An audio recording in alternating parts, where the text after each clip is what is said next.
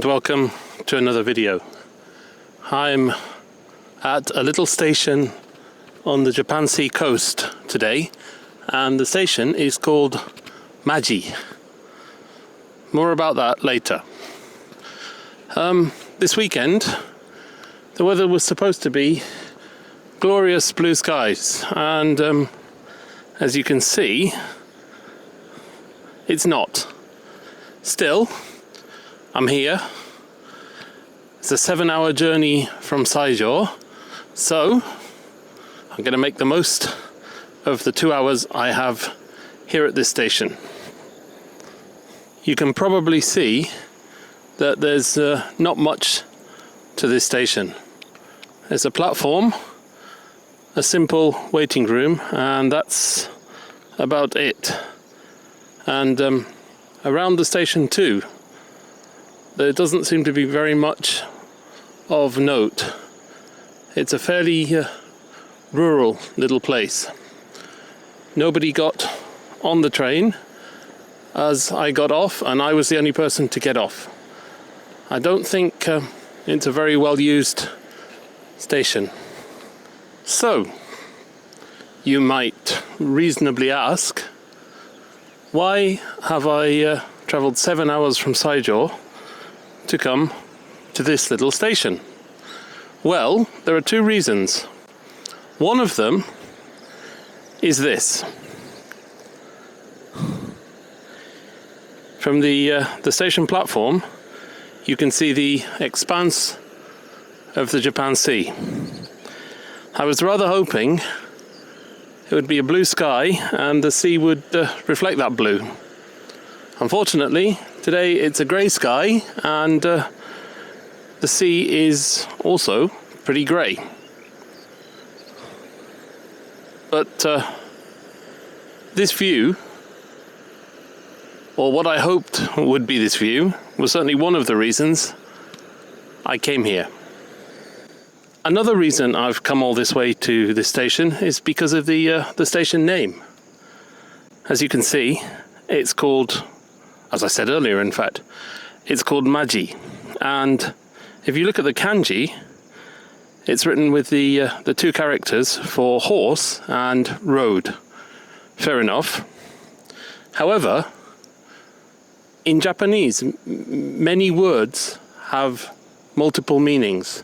Not based on the kanji, but based on the pronunciation.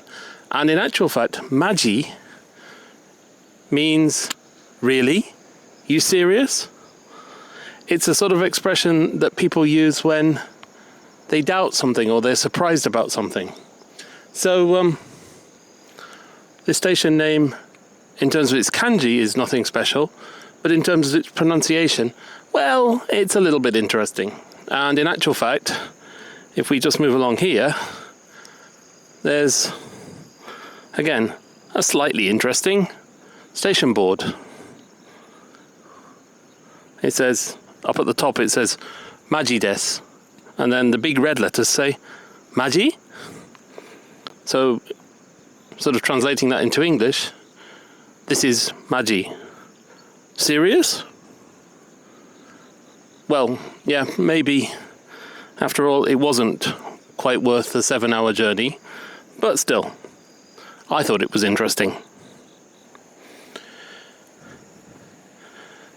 The other side of the station sign actually has, of all things, like a little conversation. So it says, Kotogahama Beach ga naru yo, itte miyou ya. Maji? Maji nan yo. Maji dakara. 行くとキューキューってなるんで、歩いてすぐだけ行ってみない。Anyway, what that means is the sand on this beach squeaks. Let's go take a look. Really? Yeah, really. Because it's Maji. That bit works better in Japanese than it does in English. Anyway, when you walk across the sand, it squeaks. It's right by the station, so go take a look. I'm going to. That's exactly what I'm going to do. I have 2 hours here, so I'm going to head down to the beach, the squeaky beach, right now. I'm just hoping that it doesn't rain. I think 2 hours here in the rain would be a very long 2 hours. I have to say, the sky at the minute doesn't look very promising, but fingers crossed. Anyway, the way out of the station, or off the station platform, is just crossing the line. So I'm not quite sure why I'm looking whether there are trains coming when I could hear a train coming very easily, but anyway, I suppose it's habit. The line that runs through Saijo, the Sanyo line, is the main line along the inland sea coast of Japan, and there are very frequent trains, both passenger and freight. On the other hand, this is the Sanin Line, which is the line along the Japan sea coast, and although it's a main line, so in theory the same status as the Sanyo line through Saijo and Hiroshima, it has very few trains. On paper it's a main line. In reality I think it's a very rural, almost local line.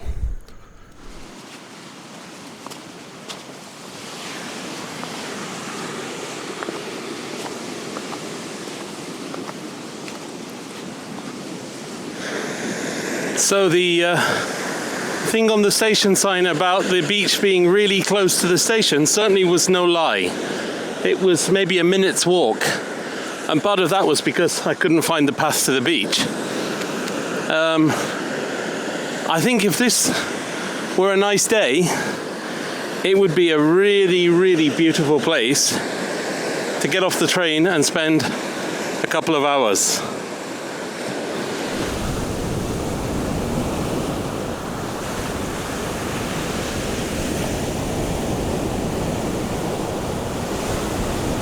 This beach isn't deserted. In fact, there are quite a few people further along, and there are even some people surfing. Actually, I mean, it looks like it would be pretty good surfing weather. Not that I'm any sort of expert, but where I am, there's not really anyone around, which is good because I've been walking up and down like a fool, trying to make my footsteps strong enough to make the sand squeak. I've been to other beaches along the Japan sea coast where the sand squeaks, and I know what it's like. It is just like a kee sound, but I can't make it squeak here. I'm not having any luck. Or maybe it's just that the waves are strong enough that I can't hear the squeaking. Maybe it's that. So anyway, I'm sorry. The station sign made such a big thing about the squeaky sand, but you're gonna have to do without any squeaking, I'm afraid, unless I can find some place where it does actually squeak. So anyway, sorry about that. This is one thing I love about the Japan Sea. There are waves, real waves. The inland sea is wonderful. It's so calm and placid and beautiful. And I would never want to move away from living by the inland sea. But even so, every now and again, I find myself wanting something like this. Something powerful, something impressive, something where you can feel the force of nature. And with these waves, and realistically these waves are not so big today, but even so, with these waves you really can feel the force of nature. It's wonderful. Looking out over that way towards that headland, it does seem that it might be starting to brighten up very slightly. Having said that though, you know, I think actually it's better that it's cloudy.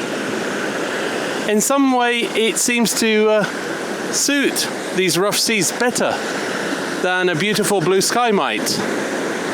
Somehow it makes the whole scene seem more powerful, more impressive, more elemental, maybe. I was a bit disappointed when I got to the station and the weather was like this, but actually now I'm enjoying it. I think it's better like this. I've come up to the other end of this beach, which by the way is called Kotogahama Beach. I still can't find any squeaky sand, unfortunately, but I have found this sort of lagoon which is completely still, despite the waves crashing just the other side of the sandbank. It's rather impressive actually. I'm going to take a few photographs while I'm here.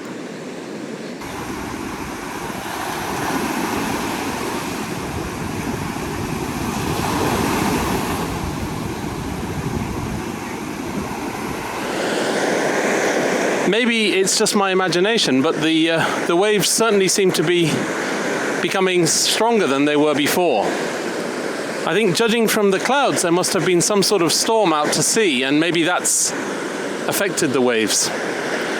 Still, whatever the reason, it's very impressive. I could stay here for a long, long time, just watching the waves. Unfortunately, I don't have the luxury of being able to spend all afternoon here, just sitting on the beach, listening to the sound of the sea, much as I would like to.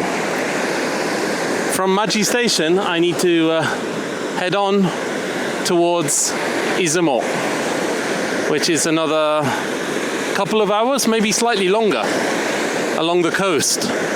The distance is not so great, but the trains are quite slow along the Sanin Line, and it will take quite a while to get to Izumo. Also, there are, I think at this time in the afternoon, there are only trains every 2 hours.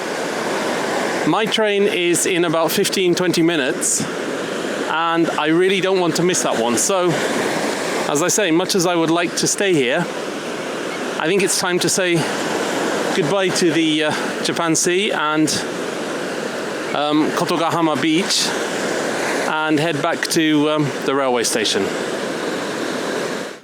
Alright, so I'm back at the station ready for the train.